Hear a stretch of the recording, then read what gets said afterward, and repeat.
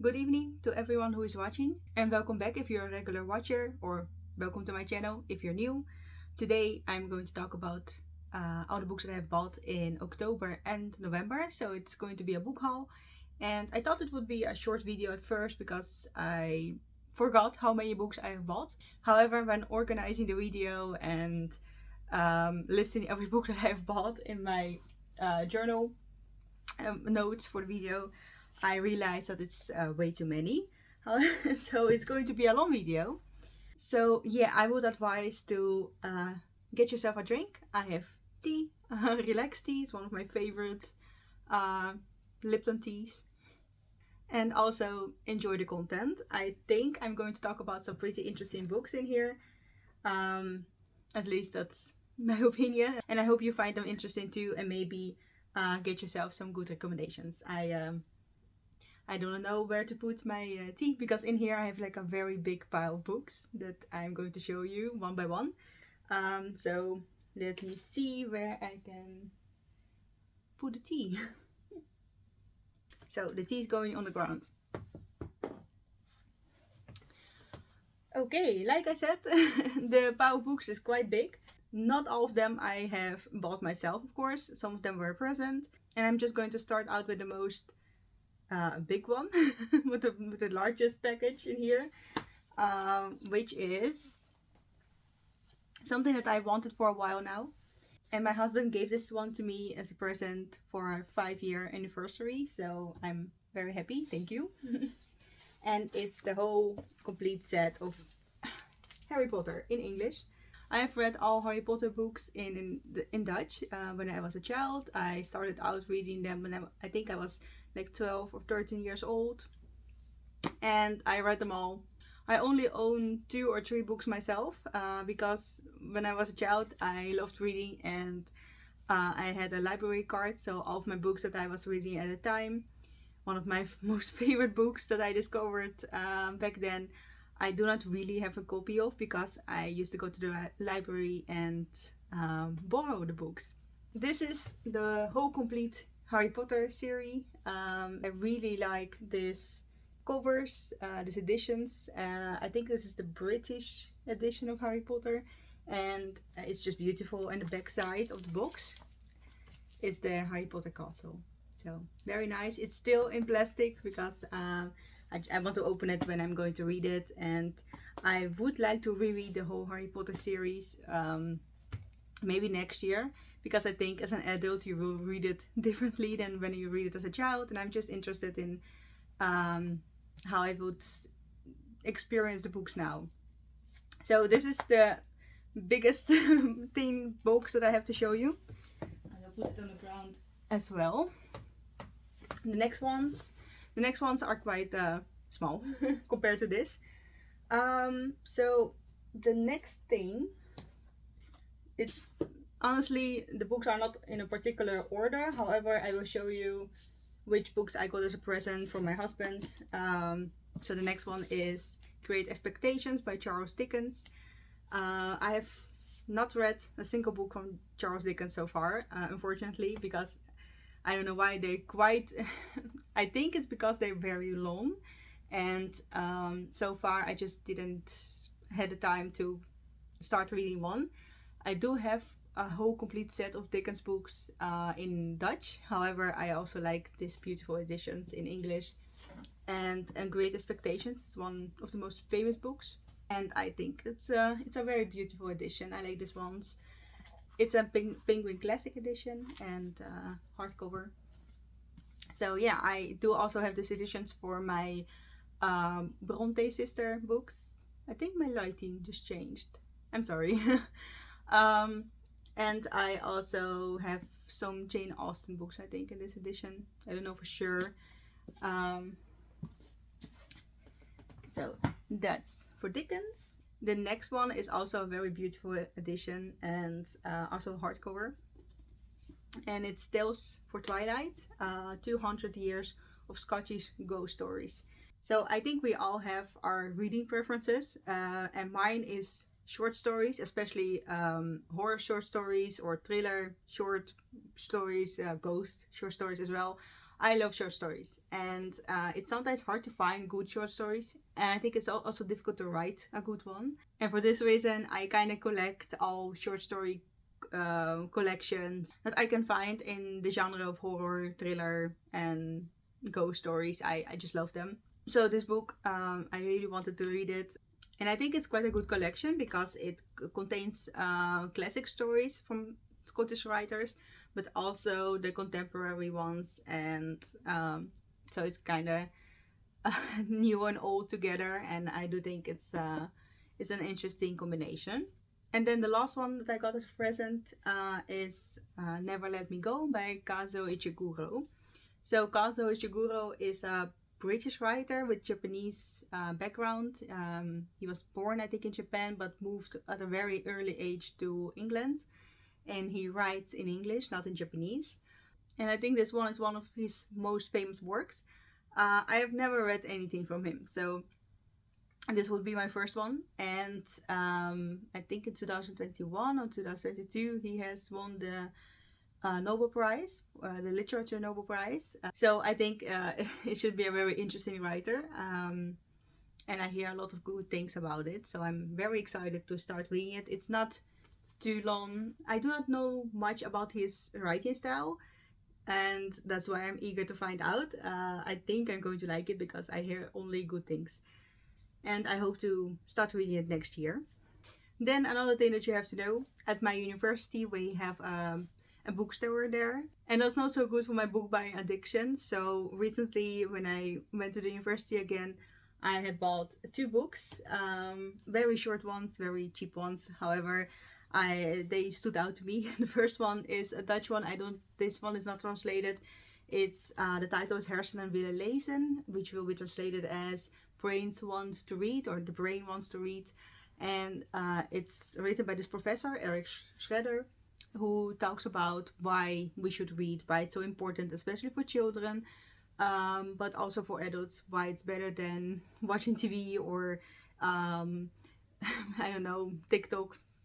I don't know what the young people are doing nowadays. However, it's reading is better than that, and it's not a very difficult book. I read it in one day, I think, maybe a little bit longer, and it shows all kinds of studies that are performed recently, the most recent studies that describe the differences in the brain activity with people that are reading at the moment or reading more, and people that do not read. So there is some interesting information. So if you want to combine all the arguments why someone should read or why reading is important, then this book is interesting. But when you already know much about the subject, then it's kind of repetitive, and for me there was not a lot of new information.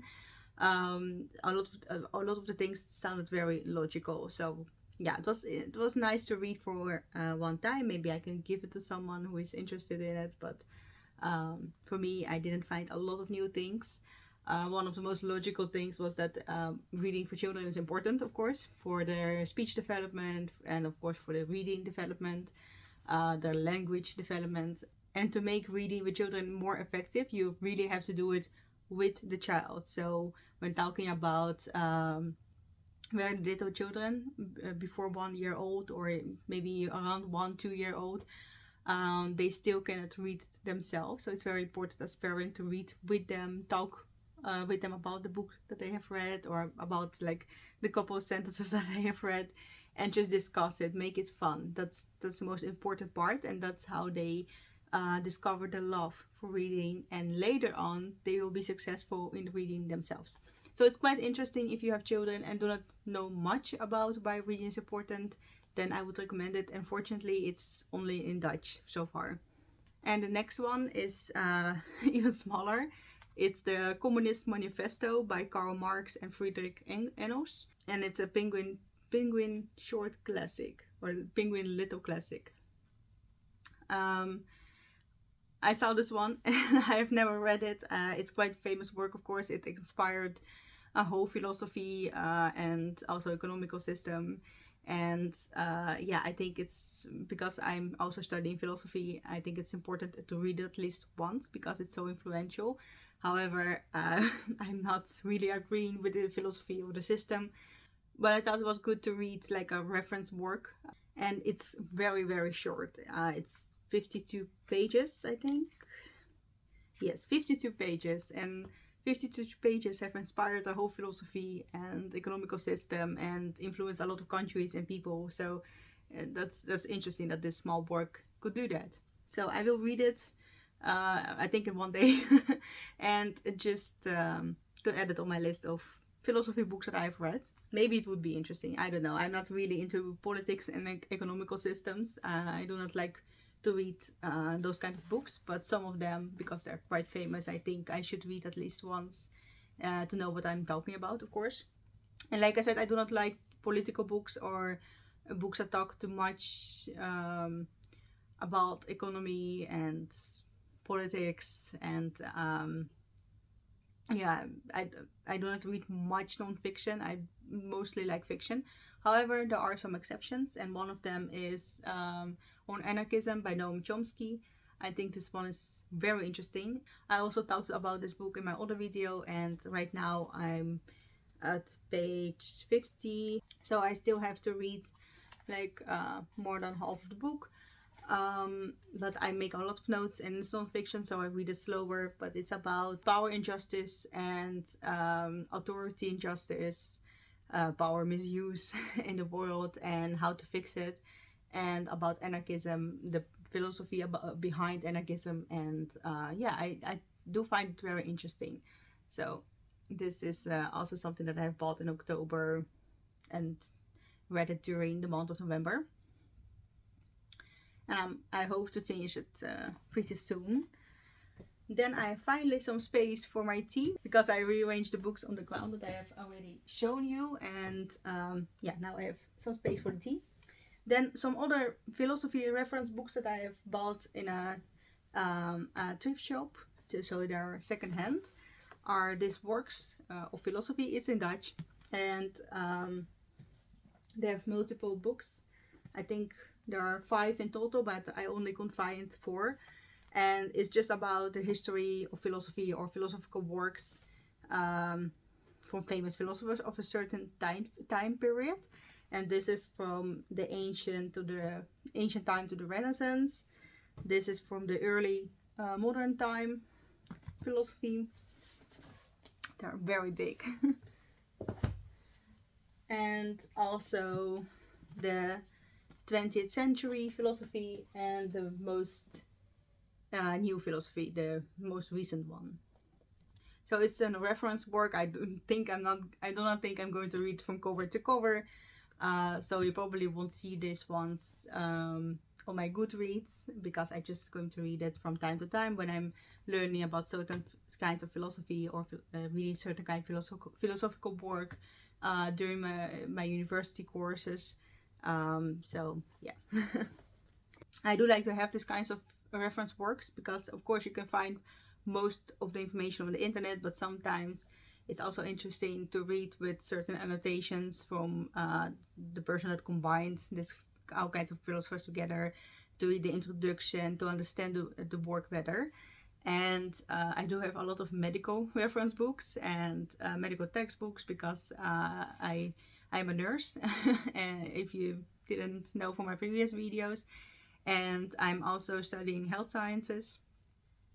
So I do have a lot on medical subjects, but philosophy is recent. I just started to study last year, and I didn't have a lot of philosophical books. So yeah, I'm still kind of exploring the field. And then another interesting book that I have found online, I think I saw it on Instagram, and because I'm collecting this, the writer of these books, I'm collecting all of his works, I just couldn't not buy it. And it's Stephen King Goes to the Movies. In here we have 5 stories that became the classic films. It's kind of a short story collection, and it includes 1408. It's a very famous movie. I have seen it once, and I have already read the story in another compilation of his stories, and I really enjoyed it. Then The Mangler. The Mangler was one of the first movies that I have seen from Stephen King when I was a child in Russia, and it's a movie that has left a very big impact on me because I was quite scared of it. Even if it's, and I know if you watch it right now for the first time, it's very, very unrealistic. It's about this laundry machine that is possessed and is killing people, so that sounds absurd. However, as a child, I thought it was very scary. And also, one of my favorite actors is in there, which is Robert Englund. So I really like the story. And another one in here is Hearts in Atlantis, Low Men in Yellow Coats. I have never read that one. The Shawshank Redemption, which is also a very famous movie. I have seen the movie, have not read the story yet. Children of the Corn. There are multiple movies about the story. I have read the story already. And also on the end of the book, Stephen King lists 10 favorite adaptations, his favorite 10 adaptations of his books. So I think I'm just going to read it from cover to cover. I know some stories I have already read, like The Mangler and Children of the Corn. However, I just like to read the whole book, and I think it contains an introduction by Stephen King himself. No, unfortunately, no introduction. But yeah, I'm just going to read it next year. And then I have a book that I have ordered in October, and I wanted to read it with Halloween. With like, it's very a short children's book, so I wanted to read on Halloween day, Halloween evening, but unfortunately it came in late, and I received it in November, so I'm going to read it for next year Halloween. And it's The Halloween Tree by Bradbury.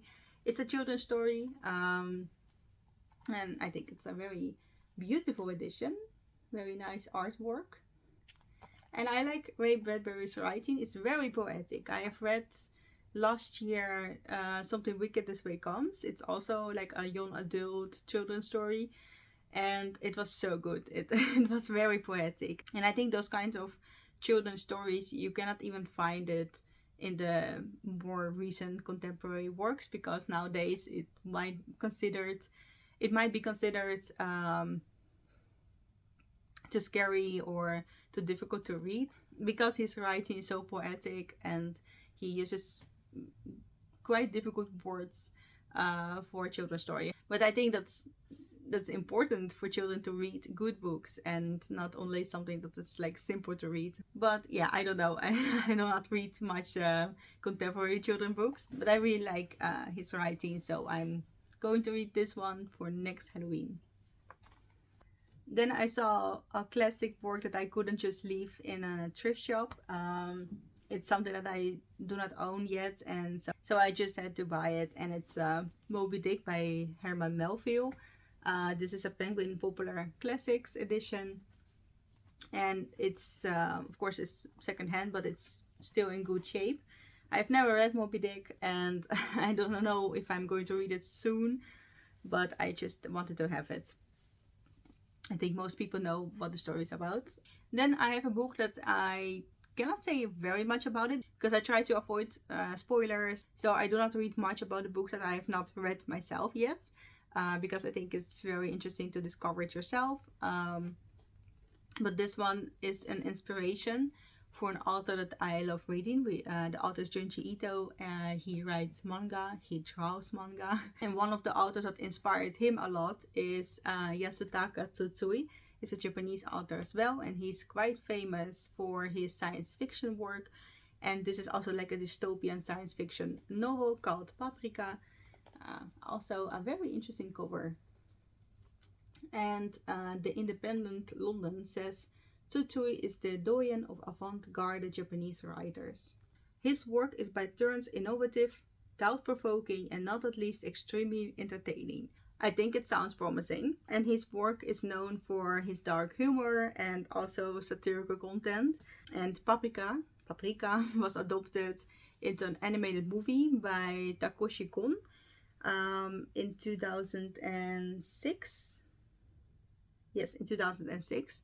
And Takeshi Kon is also known for as the director of Perfect Blue, which is an animated movie as well. And when I say animated, you have to realize that in Japan, animated movies are for adult as well. So it's not only children movies. I wouldn't recommend watching Perfect Blue as a child, or let it seen by a child, because this works, I think, Paprika as well. I've never seen an animated movie of Paprika. I will watch it after I have read the book, but it's quite dark and disturbing, just like Perfect Blue. So animated movies in Japan are not always for children. That's not like animation.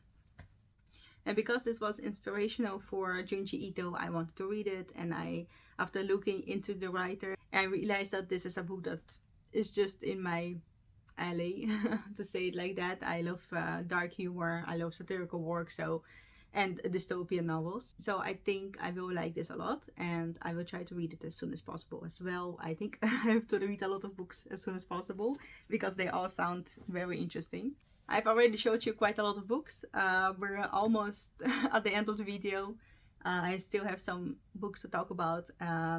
One of them is something that was on my end of the year TBR, and which I started reading yesterday. And so far, I really enjoy it. And it's The Lottery and Other Stories by Shirley Jackson. The Lottery itself as a story is the last story in this collection. We first start out with other stories from her, and I know Shirley Jackson as a horror writer. She has written The Haunting of Hill House and We Have Always Lived in a Castle. It's not like your typical horror. You can more describe it not as horror, but ghost stories and dark, satirical, even cynical stories. And I really enjoy those kinds of stories, and I really enjoy her writing. However, we start out in this book with not always so dark stories, you know. It's more satirical and more funny. There's one dark story so far that I've read, but the others were, I think, more comical. But I understand that The Lottery itself is very dark and was published for the first time in the New Yorker. And after the publication, she received a lot of hate mail. And also a lot of people canceled their subscription of the New Yorker because they found it so disturbing and just a horrible story to read. And because of all of this, I really want to read it. I think I'm very excited for it. And I also understand that the Union of South Africa, which was South Africa before it was called the Republic of South Africa, they even banned the story. However, it doesn't say much because a lot of stories and books are banned in the world. But it does raise my expectations for the story. So towards the end, I will know more and I will tell more about this book. But for now, I'm really enjoying it. I think her writing style can be summarized as the main character in Breakfast at Tiffany's, like very ladylike and old-fashioned, but also in the same genre as Stephen King, and all of a sudden it can become very dark and you don't really see that coming. So that's I think it's a very positive point about her writing, because at first you read like about this lady, for example, that's going to marry, and she talks about her husband to be and her wedding ceremony that she has in her mind and everything that she is preparing for the wedding. And then it starts to be a little bit weird, and because she is cleaning compulsively and also just acting weird, and then her husband to be, her groom, doesn't show up and she tries to look for him, and the story gets darker and darker. And I like this kind of progression in the story. So you start out very lightly, but then it slowly becomes something else and not a very light story. It still is a mystery of what really happened in the book, because you cannot trust the characters, and I think that's a very interesting way of writing. Not a lot of people can do that. I'm for sure I am very jealous of her writing, and that's one of her talents, I think, to write in this way. I still have to read further in this book because I'm only in the beginning. I've read, I think, 2 stories so far. They are very short, so yeah, I still have to read more. I'm reading this one simultaneously now with Game of Thrones, because sometimes I'm in the mood of more dark and realistic fiction, and sometimes I'm in the mood of fantasy, like a Game of Thrones. But tonight I think I'm going to read this one further. We have 4 more books to discuss, so take a sip of your tea. Mine is already a little bit colder now because it was very hot when I just started the video. Next book is also a short story collection. I bought a lot of short story collections, and like I said, I love to read short stories, and I want to have them all. I want to have all horror short story collections that there are to find, because I think you should read a lot in the genre that you want to write yourself, and I would love to write short horror stories myself someday. I have started a couple, but I never finished them, and so far I have not one single finished short story, only startings. But yeah, I hope to find some inspiration from these authors, and also just to see how the stories are written, and I just enjoy reading them. And the next book that I'm going to discuss, again, this book has a lot of good reviews on Goodreads, but also it has been a nominee of multiple book awards, so I think it's going to be interesting. And it's from an Argentinian author named Mariana Enriquez, and the collection is called The Dangers of Smoking in Bed. And according to Goodreads, the short stories can be described as lucid and darkly poetic. And I love darkly poetic, like I said before, and also unsettling. And yeah, I'm trying to find some unsettling books that will represent books that I have read before, like The House of Leaves, or We Have Always Lived in the Castle. Though I'm always going back to those books because I really enjoy them, so I hope there will be some short stories in here that will have the same vibe. I don't know much more about it. It's originally written in Spanish, and the original title is Los Peligros de Fumar en la Cama. I hope I say it a little bit correctly. And it's literally the same title as in English. And I think also the cover is very beautiful in a strange way, as you can see. Yeah, I like this kind of weird covers. And then the last horror book is Pen Pal by Dayton Auerbach. Auerbach. I don't know how to say it correctly. And again, it's a very simple, but I think a very good cover. It's nicely done.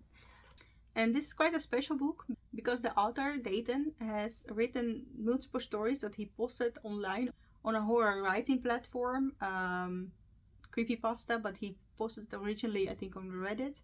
And it just started out as a couple of stories that are interlinked together and form a bigger story.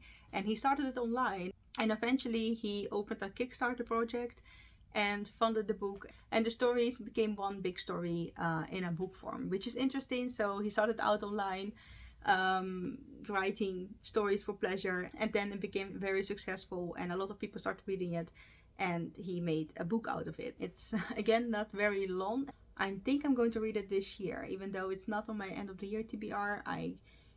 I'm really thinking about start reading this one, and I hope it is as good as people say. The next book I also got as a present for my father, and it's Tolkien Bestiary by David Day. And this is quite an old book, but it's very interesting. I also collect Tolkien's work, and this is the illustrated bestiary, and kind of like a guideline to Tolkien's work. And it is illustrated by Ian Miller. And so far that I have seen the book, it has very beautiful illustrations.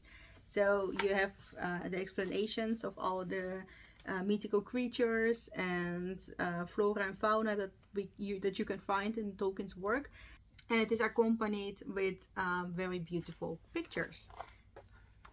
This is one of them. I think it's amazing. So much detail, and yeah, the colors are very nice. Next one, I've picked some of them out. This is a picture of Moria, the mountain that the dwarf realm of Moria that you see in the Fellowship of the Ring. And the next one, I also think it's very beautiful. It's also from the Fellowship of the Ring, the movie or book, and that's when the company, the Fellowship, breaks up and Frodo and Sam leave together for Mordor and leave their companions behind. So I'm really glad with this book for my Tolkien collection that I have here. Next one, that one, yeah. And so thank you so much. I really enjoy it. And the last two books that I'm going to discuss are related to my Japanese study. And one of them I have seen on Instagram. I follow a lot of Japanese language content on Instagram, and also other people that are learning Japanese and showing their resources or their notes. And while I was scrolling, I saw the title of this book, and it sounded very compelling. So I looked it up, and I bought the book eventually. And the reason why the title stood out to me is because of one kanji.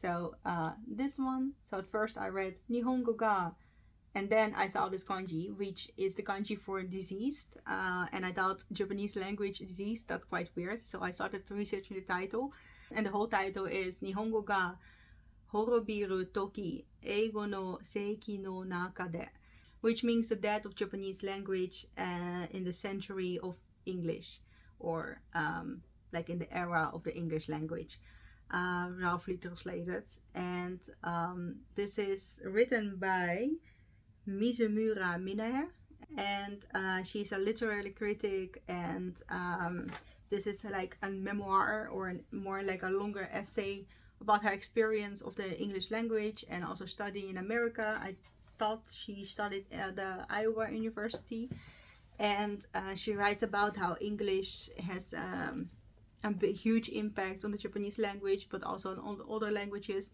And she has a concern that eventually, because English is this lingua franca, and a lot of people are studying it and speaking in it, and also a lot of TV shows that are quite popular, also, of course, in English.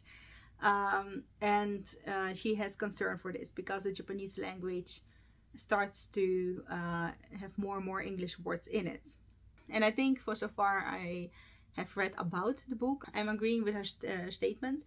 However, when I'm reading the Goodreads review, I also understand that she has this like prejudice against like the American culture and the English language, and maybe her opinion is not so objective. But I think it's an interesting book to read. And it's also translated in English, ironically, because she does acknowledge also that English is important and that a lot of things are open up if you know English, like studying and translating work. So if she was really against the English language, she wouldn't have translated her book in English, because she knows that a lot of people will read it. And the English title, if you want to know, is The Fall of Language in the Age of English. And I have this book in Japanese. It looks very small, but I think it's quite big, because you can fit much more words in the Japanese language on a page, because it's so compact, as you can see. And this will be one of my goals for next year. I want to read this book from cover to cover in Japanese, and I hope I will succeed. So far I have not read like an entire book, especially non-fiction with serious content, so this will be a challenge, but I'm looking forward to it, and I hope I will succeed. I will also, I think, buy this book in English as well, to read it once in English and to understand her argumentation, and then read this one just for the sake of the Japanese language and to read it in Japanese. So this will be the biggest language challenge for me for next year. I have some other goals for Japanese as well, but this will be the biggest one. And then the last book, finally, we're on the end of the video. I know it's quite long, so if you're still watching, thank you so much. You have a very high patience. But the last book in my book haul is also a Japanese language learning resource, and this one is like an actual resource for the learning of kanji, and it's remembering the kanji. So I'm not going to go into much detail in this video because I'm going to make a separate video for this book. It's a resource to learn kanjis, and especially to learn the meanings and the writing of a kanji, so how to write it. And so far I'm in lesson 4 of the book. I'm going slowly through it and try to learn as much as possible, and I think it really does work for me. And that's why I'm going to make a separate video where I talk about how I'm using this book and what my review of it is. So you will see that video soon. However, if you cannot wait for my review and you want to read about it, you can, because I have made a small blog post about it on my Buy Me a Coffee page and also on my Patreon page. It is free to read. You can go to Buy Me a Coffee. The link is in the description, and read the blog that I have written about this book. I also gave some tips and tricks how to use it and how to follow these methods. So if you would like some in-depth review, go to that link. And if you would like to support my channel even more, because you're already supporting it by watching it, thank you so much. I really appreciate the fact that you're still watching my videos after I have been away for almost a year. So I'm very happy that there are still people interested in my book and language opinions. But if you would like to support me more, you can buy me a coffee, and I live on coffee and books. So you will do me a very big favor. So this was the last book, Remembering the Kanji by James Heisig. A short conclusion, I would recommend this one for your Japanese learning, but an in-depth video will be published on this channel. And that was everything. I almost didn't drink my tea, so I'm going to enjoy my tea further, and I hope you have a nice evening, and of course, as always, a lot of reading pleasure in your life. I hope you have seen some good recommendations for yourself, and I will see you next time. Goodbye.